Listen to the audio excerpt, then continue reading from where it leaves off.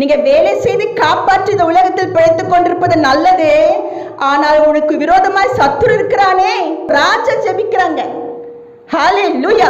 ஒரு ராஜாவுக்கும் 24 மணி நேரம் தான், சாதாரண குடிமகனுக்கும் 24 மணி நேரம் தான். ஆனால் நீ என்ன செய்து கொண்டிருக்கிறாய்? ராஜ ரீகம் ஜெயப்பெற வேண்டும் என்றால் இதுக்கு விரோதமாக தன்னுடைய சின்னத்துக்கு விரோதமாக பெலிஸ்தர்கள் வந்து விட்டார்கள் என்று அவர் கேள்விப்படுகிறார். கேள்விப்பட்டோம் நம்மெல்லாம் என்ன செய்வோம்?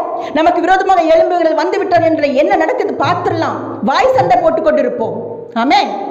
இந்த வாய் தான் இருக்கிறத பட்டயம், வாயிலே கொன்று போட்டுருவார்கள். ஆமென். ஹல்லேலூயா. வாயை வைத்துக் கொண்டு ஜெயிக்கலாம் என்று நீ சொல்லிக் கொண்டிருக்கிறாயா? தேவச்சனமே, நீ வாயை வைத்து ஜெயிக்க முடியாது, உன் வாழ்க்கையை வைத்து தான் நீ ஜெயிக்க முடியும். எப்படிப்பட்ட வாழ்க்கை?